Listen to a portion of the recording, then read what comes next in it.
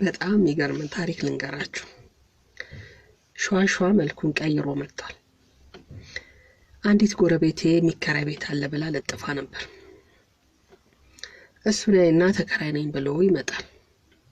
ከዛ ያያል፣ ዋጋ ስንት ነው እንደዚህ ነው ይባላል። ስቶቭ እጠቀማለሁ ግን አልፎ አልፎ ነው አስተያየት አድርጊልኝ ብሎ በደንብ ይከራከራል። እሺ ናህል ትለዋለች። ከዛ ሰፈሩን አላቀውም፣ ለሰፈሩ እንግዳ ነኝ፣ ምናልባት መጥቼ ቢጠፋብኝ ስልክሽን ስጭኝ ይላታል። ከዛ መዝግበው ስልክ ላይ ስትለው የኔ ባትሪ ዘግቷል፣ አንቺ ላይ ቁጥሬን መዝግቢልኝና ወደ እኔ ደውዪ፣ ስከፍተው 824 ይመጣል ይላታል። እሺ ትልና ልጆች ስልኬን ምናምን ትላለች። ከዛ ስልኳን ያያል። ስልኩን ያስመዘግባትና እውነትም ጥሪ አይቀበልም ስልኩ። ቀብድ 600 ብር ይሰጣትና ይሄዳል።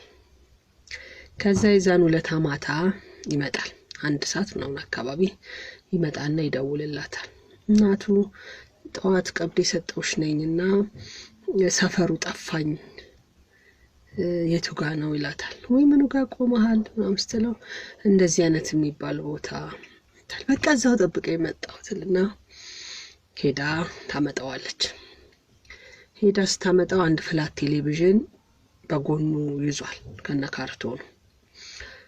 ከዛ ቤት ይደርስና ካርቶኑን ቀስ ብሎ አስቀምጦ እንዴ መኝታ ምን ላይ ልተኛ ነው ቴሌቪዥን ብቻ ይዘህ መጣኸው ትሏለች። አይ እቃዬን እኮ በመኪና ባይሱዙ አስጭኝ እየመጡ ነው፣ እኔ ለጥንቃቄ ብዬኖችን በታክሲ ይዤ መጣሁት፣ ደሞ ጋቢናው ሞልቷል፣ የሚያወርዱ ልጆች ጓደኞቼ ምናምን አሉ ይላታል።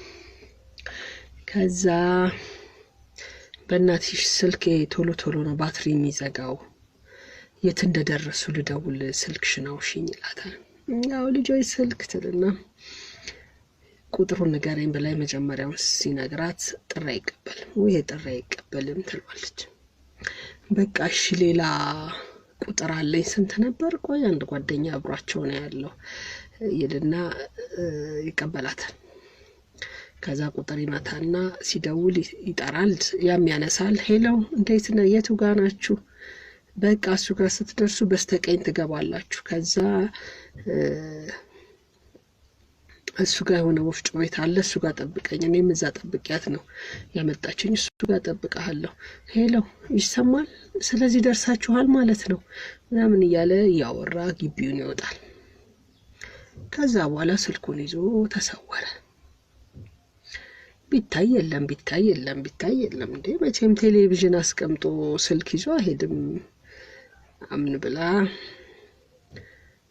ሄዳ አምጥቶ ያስቀመጠውን ቴሌቪዥን ነካ ስታረገው ባዶ የቴሌቪዥን ካርቶን፣ በባዶ የቴሌቪዥን ካርቶንና በ600 ብር የቤት ኪራይ ቀብድ በጣም ውድ የሆነ ስልክ እህቷ ከውጪ የላከችላትን ስልክ ይዞባት ሄደ።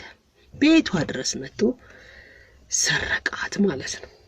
ስለዚህ እንጠንቀቅ፣ ሸዋሸዋ መልኩን እየቀየረ ነው እላለሁ።